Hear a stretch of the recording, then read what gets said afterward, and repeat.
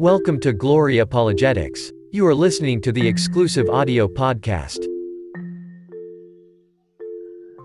विवाह से पहले यौन संबंध के बारे में बाइबल क्या कहती है, यानी सेक्स बिफोर मैरिज, इसके बारे में बाइबल क्या कहती है।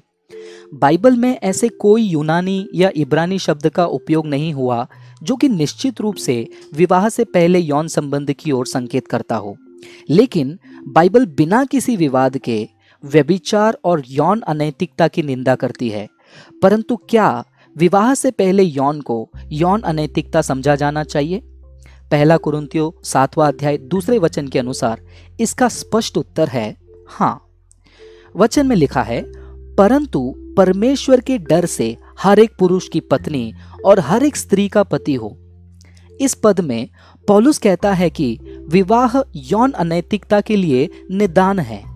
पहला कुरिन्थियों 7वां अध्याय 2 वचन में आवश्यक रूप से यह कहा जा रहा है कि क्योंकि लोगों को स्वयं पर आत्मसंयम नहीं है और बहुत से लोग विवाह से बाहर अनैतिक यौन में सम्मिलित हैं, इसलिए लोगों को विवाह कर लेना चाहिए, तब वे अपनी इच्छाओं को नैतिक तरीके से पूरा कर सकते हैं। क्योंकि पहला कुरिन्थियों 7वां अध्याय 2 वचन स्पष्ट रूप से यौन अनैतिकता की परिभाषा में विवाह से पहले के यौन संबंध को सम्मिलित करती है। बाइबल के वे सारे वचन जो यौन अनैतिकता को पापपूर्ण मानते हुए निंदा करते हैं, विवाह से पहले यौन संबंध को भी पापपूर्ण मानते हुए निंदा करते हैं। विवाह से पहले यौन बाइबल की यौन अनैतिकता की परिभाषा में सम्मिलित है। पवित्र शास्त्र के ऐसे बहुत से वचन हैं जो विवाह से पहले यौन संबंध को पाप होने की घोषणा करते हैं। बाइबल विवाह से पहले पूर्ण आत्म संयम को प्रोत्साहित करती है। एक पति और पत्नी के बीच यौन संबंधों का ही वह प्रकार है जो परमेश्वर को मंजूर करता है। इब्रानियों 13 अध्याय 4 वचन। अधिकतर हम यौन संबंधों में मन बहलाव के पहलू की ओर इसके अन्य पहलू प्रजनन अर्थात संतानोत्पत्ति को पहचाने बिना ध्यान केंद्रित करते हैं। यौन संबंध विवाह के दायरे के भीतर आनंददायक होते हैं। परमेश्वर ने इसे इसी तरह से बनाया है। परमेश्वर चाहता है कि पुरुष और स्त्री विवाह की सीमाओं में रहकर यौन क्रियाओं का आनंद लें।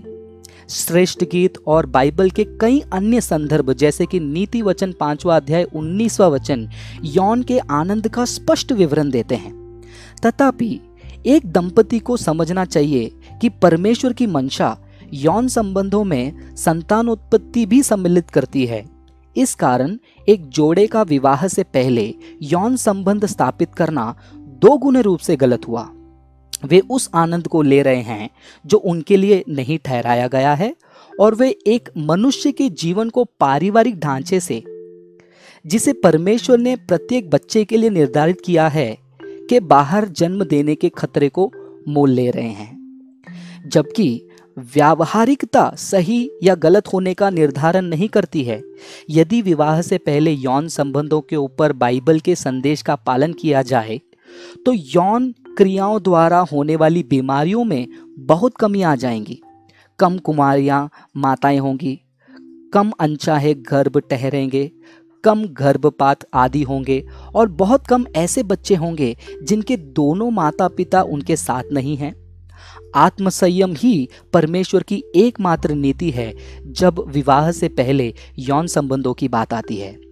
आत्मसंयम जीवनों को बचाता है, शिशुओं की रक्षा करता है, यौन संबंधों को उचित मूल्य देता है और सबसे महत्वपूर्ण रूप से परमेश्वर को सम्मान देता है। प्रभु आप सभी को आशीष करे। God bless you.